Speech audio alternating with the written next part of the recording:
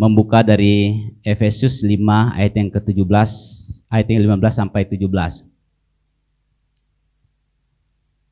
Efesus 5 ayat yang ke-15 sampai ayat yang ke-17. Kita akan membaca bagian firman Tuhan ini bersama-sama. Efesus 5 ayat 15 sampai ayat yang 17.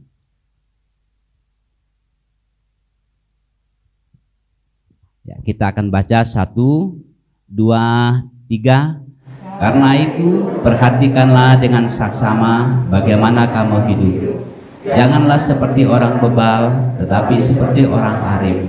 Dan pergunakanlah waktu yang ada, karena hari-hari ini adalah jahat. Sebab itu janganlah kamu bodoh, tetapi usahakanlah supaya kamu mengerti kehendak Tuhan. Yang berbahagia adalah setiap kita yang membaca firman Tuhan, merenungkan serta melakukan dalam kehidupan kita hari lepas hari. Ya, puji nama Tuhan. Sudah 3 minggu, hari ini minggu ketiga. Kita sudah menjalani bulan September. Untuk mengingatkan kita kembali, yaitu tentang tema pada minggu pertama. Tentang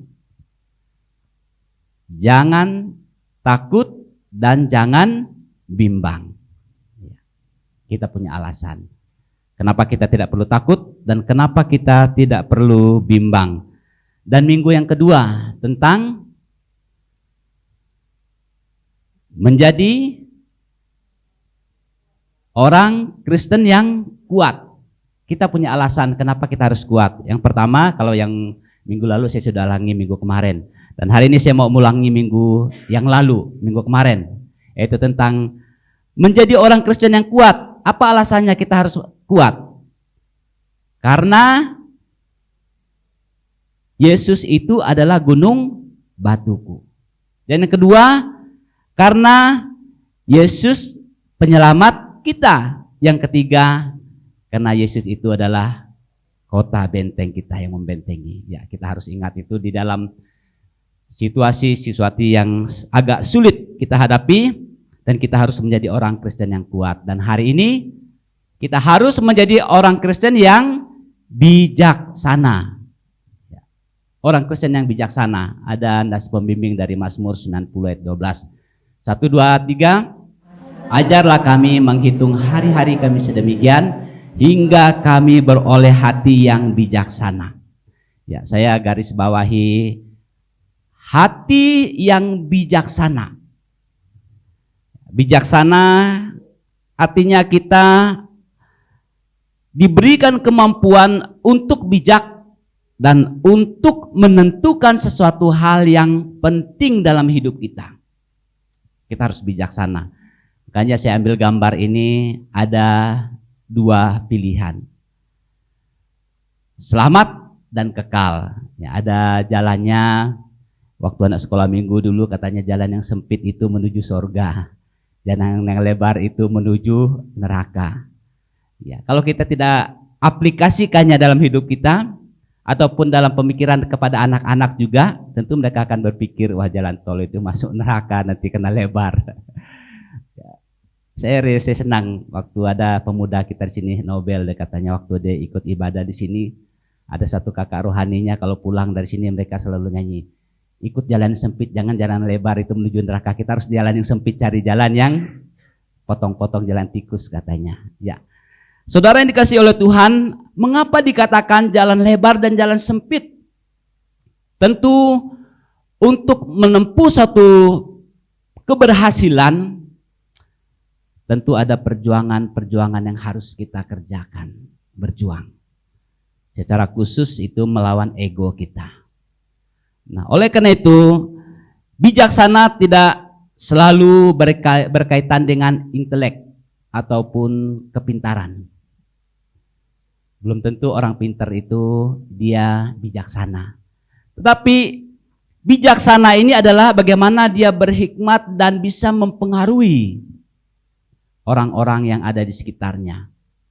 Saya pernah melihat di satu lingkungan ada seorang Pak RT, dia tidak pendidikan, tidak tamat SD. Tapi warga yang dipimpin itu S1, S2, S3, sampai S berapa? SD ler ya. Tetapi mereka sangat mengagumi orang tersebut karena keputusan-keputusan yang diambil itu sangat bijaksana dan masyarakat juga sangat senang, adem. Tenang, kalau ada persoalan, ada PRT, jadi tenang. Artinya dia memberikan suatu kebijakan ataupun hal yang sangat luar biasa dalam hidupnya. Artinya kesimpulan kita bahwa bijaksana ini tidak selalu berkaitan dengan orang intelek ataupun orang pintar. Tetapi bagaimana dia menggunakan akal budinya dan pengalaman-pengalamannya dan pemikiran yang tajam dan cermat teliti untuk membuat suatu keputusan. Yaitu artinya berhikmat. Oleh karena itu janganlah kita jadi rendah diri. Saya tidak berhikmat, saya tidak berpendidikan, saya orang kampung. Bukan persoalannya di situ, tetapi bagaimana kita menggunakan hikmat kita ini untuk menentukan sesuatu hal yang penting dalam hidup kita, dalam kita mengiringi Tuhan. Dan saya teringat waktu anak kami lahir, dan dia menggunakan minum beberapa macam susu, dia tidak cocok, akhirnya kami konsultasi ke dokter anak. Pak dokter, ini susu yang paling cocok untuk anak supaya anak itu jadi pintar, susu apa? Dia senyum-senyum aja, dia tidak kasih tahu mereknya, tapi dia bilang ya semua susu pasti baik katanya. Dulu Pak Harto tidak minum susu jadi presiden dia. Jadi dulu Pak ini juga ada Pak Soekarno tidak minum susu, dia jadi presiden juga, tapi susu bukan menentukan. Tapi cobalah ini. Dan artinya kesimpulan kita adalah, saudara yang dikasih oleh Tuhan, hikmat itu penting, bukan masalah pendidikan dan lain sebagainya. Orang katakan Pak Jokowi dulu orang desa, juga ada orang profesor tak jadi presiden, yang orang desa yang datang jadi presiden. Artinya hikmatnya, kemampuannya untuk mempengaruhi orang itu yang penting. Itu artinya bijaksana. Bukan bijaksini, bijaksana ya. Itu adalah bijaksana kita menentukan pilihan kita. Bagaimana kita menentukan hal yang sangat penting itu dalam hidup kita. Nah, dari ayat pembacaan kita pada hari ini, dari Efesus pasal 5 ayat ke-15 sampai 17, ciri-ciri orang Kristen apa ciri-ciri orang yang bijaksana. Yang pertama, kita baca ayat yang ke-15, 1, 2, 3. Karena itu perhatikanlah dengan saksama bagaimana kamu hidup. Janganlah seperti orang bebal, tetapi seperti orang arif. Ya, ini bagian firman Tuhan sering kita baca dan renungkan. Dan saya ingatkan kembali, saya ada lupa saya garis bawahi. Itu di sini dikatakan perhatikanlah dengan saksama. Artinya kita harus mawas diri kita. Jangan lihat orang lain lah, lihat diri kita dulu. Makanya ada firman Tuhan mengatakan, selumbar di mata orang melihat, tapi balok di mata kita, kita tidak perhatikan. Nah, di sini orang yang bijaksana itu adalah berawal dari diri sendiri, bukan orang lain. Kalau kita berkaca dengan orang lain, kita capek gitu ya. Karena lain orang, lain pemikirannya. Lain belalang, lain ilalang katanya kan. Lang-lang sama tapi ilalang, lain belalang juga beda. Ilalang itu tumbuhan, belalang yang terbang. Artinya kita harus menguasai diri kita. Mawas diri ini berdasarkan Kamus Besar Bahasa Indonesia adalah dia memeriksa, mengoreksi, dan juga jujur tentang dirinya sendiri. Kadang kita capek karena kita meniru-niru orang lain. Gaya-gaya orang lain, akhirnya kita tidak bisa juga. Tapi jadilah diri sendiri. Pada waktu kami praktek penginjilan di Makassar, kami pergi ditempatkan, yaitu orang-orang yang berperilaku ganda ya, orang bencong gitu ya. Saya tidak pernah lihat di kampung itu orang bencong bagaimana, tapi waktu kami diarahkan ke sana, saya bilang, wih perempuan beneran ini. Kan enggak pernah ngeliat-ngeliatin itu di kampung kan, waktu itu kita cerita, terus kita menginjili dia dan juga mengarahkan dia. Memang suaranya persis perempuan. Tapi satu temannya karena lucu keinjak kakinya keluar suara lagi. Woi, katanya. Wah, ini memang capek dia meniru-meniru tapi aslinya juga pasti keluar gitu ya. Artinya jadilah harus kita mengawasi diri kita, janganlah kita melihat orang lain, menilai orang lain. Tapi jadilah diri kita sendiri, itu adalah orang bijaksana. Slide berikutnya saya tertarik dengan ini waktu kami diskusi Pak Sugianto yang bawa tempo beberapa bulan yang lalu tentang dua teman. Mereka ini sama-sama SD dan waktu itu SMP, dan kemudian satunya bernasib bagus jadi nelayan dan satunya bernasib bagus juga jadi profesor. Sama-samanya bagus, nggak ada yang nggak bagus profesi. Semuanya bagus, tapi faktor keberuntungan lah mungkin. Akhirnya ya profesor ini datang dia karena dia pergi merantau, datang dan ketemu dengan teman lamanya dulu, diajak, oh dia seorang nelayan, pasti dia punya perahu. Ya ada perahu kecilnya hanya cukup 2 orang dan ikan-ikan yang ada. Ayo kita pergi mancing yuk menggunakan perahumu, katanya. Oke silakan, kata yang sang nelayan tersebut. Waktu mereka sedang berlayar sudah mulai tengah laut, sang profesor katakan, kamu tahu bahasa Inggris enggak, katanya.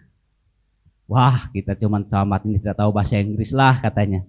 Waduh, kalau kamu pintar bahasa Inggris, kamu jadi orang hebat, bisnismen, kamu bisa sampai ke luar negeri. Dan sayangnya 50% kehidupanmu habis, matilah karena tidak bisa berbahasa Inggris, katanya. Sia-sia 50%-nya. Dan kemudian sambil berdayung-layung jalan lagi ke tengah laut, bisa matematika enggak, katanya. Wah, jangankan bahasa Inggris, matematika juga rumus-rumusnya tambah bingung, enggak bisa. Waduh, dikatakan 50% lagi hilang dari kehidupannya. Dengan asik mereka berjalan, kemudian datanglah ombak. Ombak begitu keras, baru sang nelayan katakan, Pak bisa berenang enggak?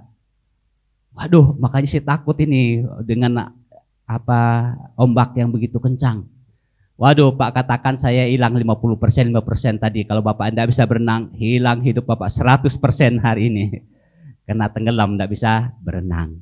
Nah, saudara yang dikasih oleh Tuhan, saya mengambil kesimpulan di sini bahwa kita harus mengawas diri kita dan belajarlah, tahu, jujurlah tentang diri kita.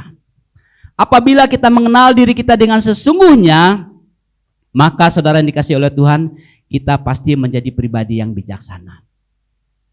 Kalau kita hanya mengikut-ikut, maka hal itu akan menjadi beban bagi kita. Kegagalan dan kehancuran yang terjadi atas kita besar kemungkinan karena faktor keputusan atau perilaku kita yang tidak bijaksana. Banyak orang yang dulunya menjadi orang milioner, kata orang. Tetapi karena dia tidak bijaksana, akhirnya tidak berhasil. Bukan karena dia tidak pintar, bukan karena dia kurang modal, tetapi dia tidak bijaksana. Nah, demikian juga dalam kehidupan kita, masa-masa kondisi pandemi yang kita hadapi saat ini. Kita harus belajar untuk bijaksana. Bagaimana kita berperilaku dan bagaimana pembawaan kita kepada orang-orang yang ada di sekitar kita. Ciri orang yang bijaksana adalah senantiasa mawas diri. Ungkapan dikatakan perhatikanlah dengan saksama. Ini berarti melihat secara saksama perihal aspek kehidupan kita. Melihat pribadi kita. Oleh karena itu dalam ayat 14, kalau kita naik ke atas dikatakan, jangan tertidur. Ini Alkitab mengatakan jangan tertidur, sini artinya orang yang tidak bijak tidak menggunakan waktunya dengan sebaik-baik mungkin.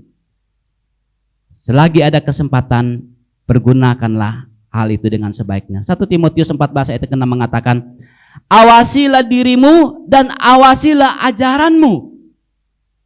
Artinya kita belajar menguasai diri kita dan ajaran kita. kemudian itu berimplikasi ataupun berdampak kepada orang-orang lain.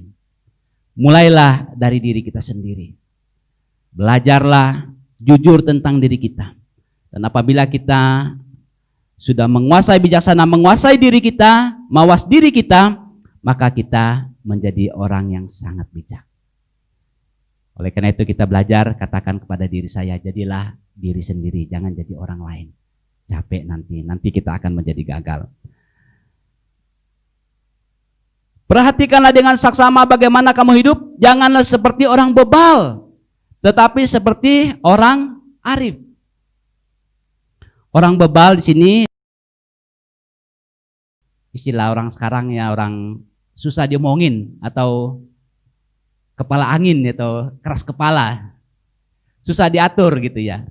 Dia pinter, dia bisa lakukan sesuatu, tapi apabila diarahkan sangat sulit. Ya, ini dikatakan bahwa janganlah jadi orang yang bebal. Kalau ketemu orang bebal, jangan bibirnya dia bebal juga nanti. Diulang-ulang hal tersebut. Tetapi jadilah orang arif. Orang arif ini artinya orangnya cerdik, pintar, bijaksana, dan berilmu. Paham dan sangat-sangat mengerti. Kalau ketemu orang yang arif, tentu kita katakan, oh gampang. Pasti bisa. Tidak ada yang sulit. Tapi kalau orang bebal, dia menyulit-nyulitkan yang tidak penting gitu ya. Tapi kalau orang arif, ya kalau sulit ngapa, kalau mudah ngapa dipersulitkan gitu kan, berarti jalan baik. Oleh karena itu jemaat yang dikasih oleh Tuhan, jadilah orang Kristen yang bijaksana dan orang yang tahu mawas diri.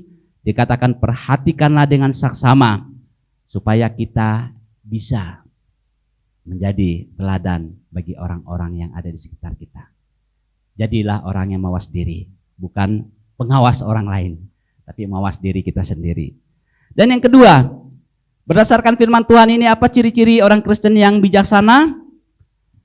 Kita baca 1, 2, 3. Dan pergunakanlah waktu yang ada, karena hari-hari ini adalah jahat. Saya garis bawahi, pergunakanlah waktu yang ada. Pergunakanlah waktu yang ada itu dengan sebaik-baiknya. Saudara, efektivitas hidup kita ditentukan bagaimana kita mengatur waktu kita dengan baik. Allah adil. Dia memberikan waktu kepada setiap orang itu, satu hari itu 24 jam. Ada yang kurang enggak? 24 jam. Kami juga hari Jumat diskusi tentang hal itu. Bu Yesi arahkan tentang Hizkia. Hizkia, dia raja yang muda. Dia waktu itu lebih muda dari Kauni. Kauni sekarang 27. Dia 25, diangkat jadi raja gitu ya. Tapi dia orang yang raja yang sangat berhasil dalam hidupnya dan bijaksana. Ada waktu memperbaiki rumah Tuhan, dia ada waktu bersekutu beribadah kepada Tuhan, dia ada waktu untuk menjadi berkat bagi orang-orang yang ada di sekitarnya. Artinya kesibukan-kesibukannya tidak menghalangi dia untuk bersekutu kepada Tuhan.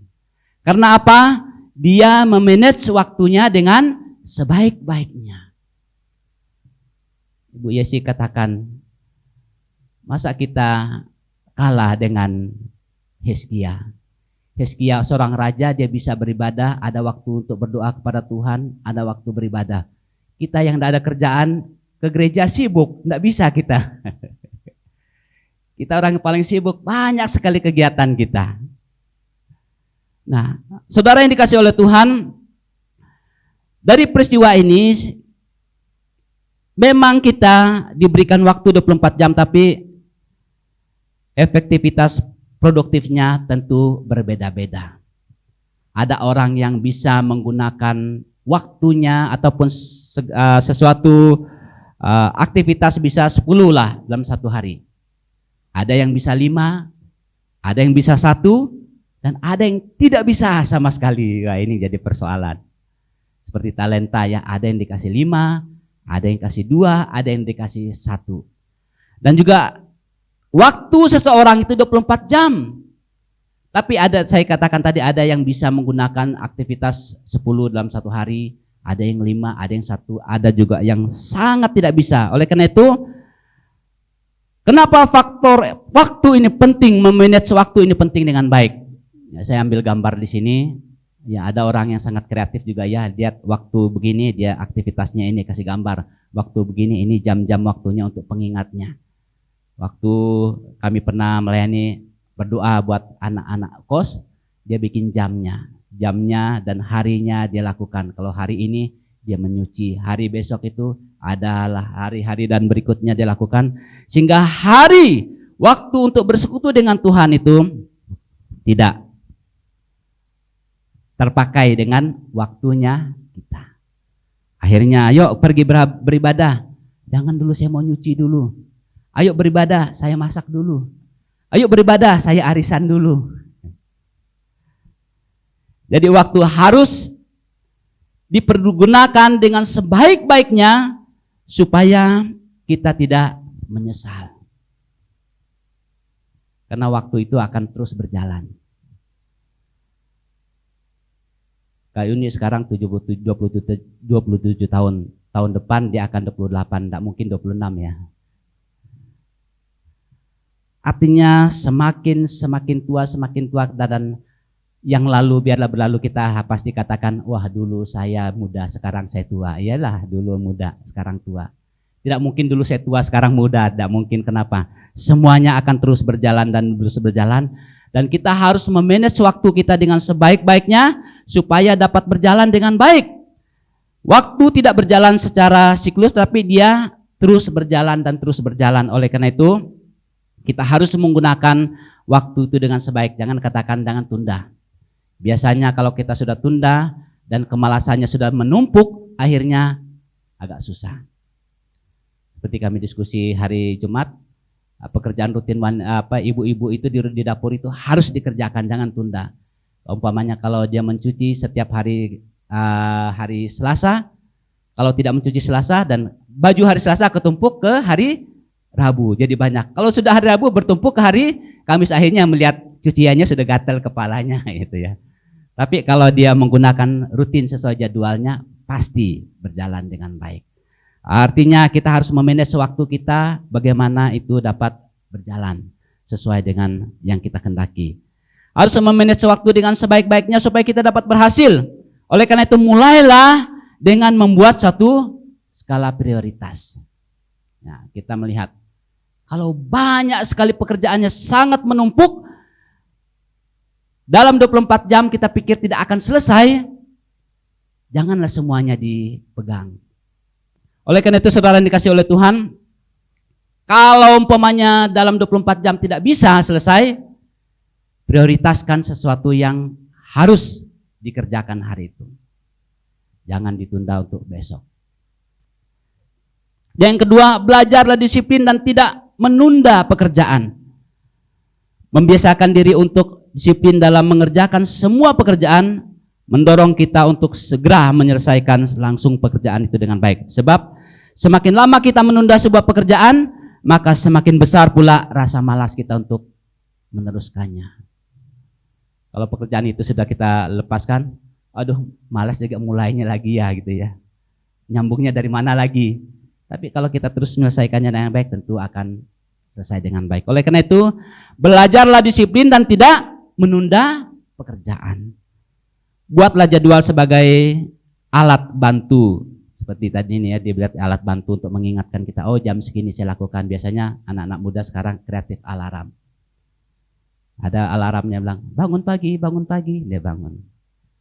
Kalau jam 12, makan siang. Ada juga yang lebih, adalah kalau tidak bangun ada yang loncengin ketok-ketok kepala, kalau tidur diketok kepalanya gitu ya. Artinya saudara yang dikasih oleh Tuhan itu adalah buatlah sesuatu yang membuat alat membantu kita untuk mengingatkan hal itu.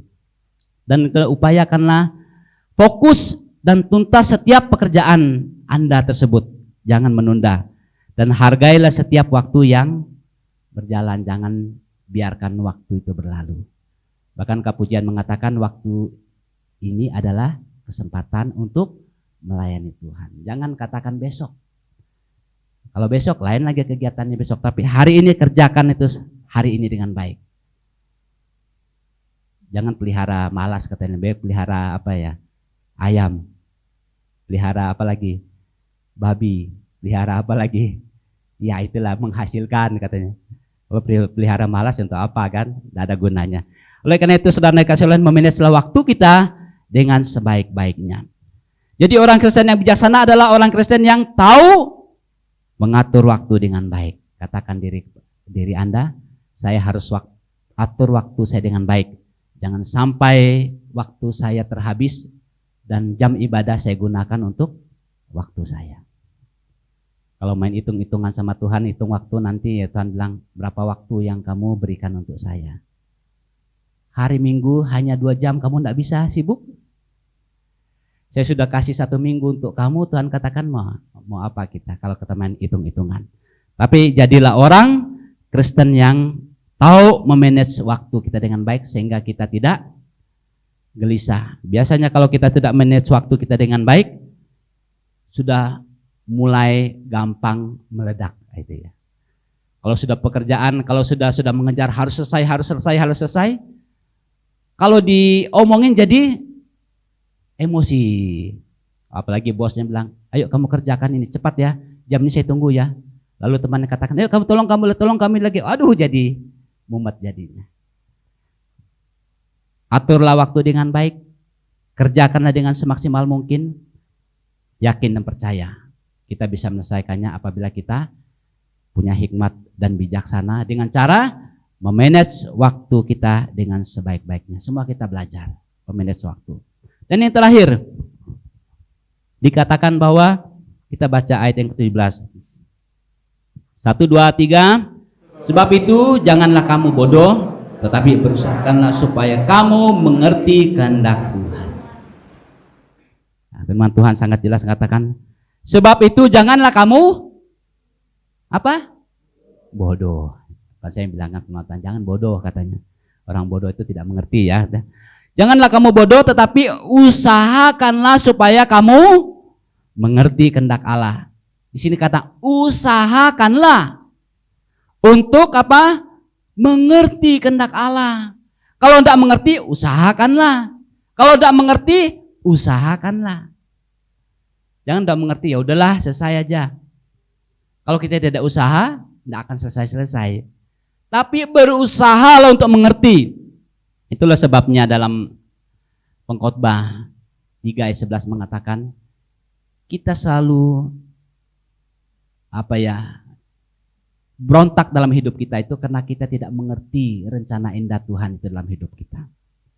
Tuhan merencanakan hal yang baik dalam hidup kita, tapi karena kita tidak mengerti, akhirnya kita jadi berontak.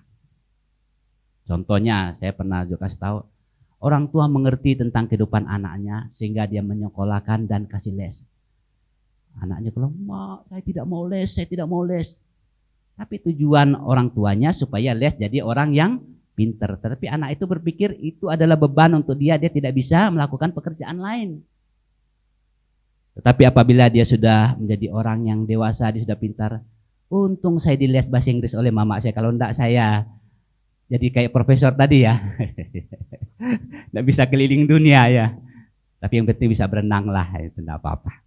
Nah, saudara yang dikasih oleh Tuhan, di sini dikatakan bahwa berusahalah untuk mengerti rencana Tuhan supaya kita tidak kecewa. Kalau kita tidak mengerti rencana Tuhan, yang ada adalah kita selalu protes. Tuhan kok begini ya? Tuhan kok begini ya? Perjalanan hidup Yusuf. Dan juga kalau kita lihat juga pemuda-pemuda Meshak, Sadrak dan Abednego. Dan juga Daniel. Banyak orang yang bertobat dari perjalanan hidup mereka. Mungkin dengan berkata-kata, sedikit orang yang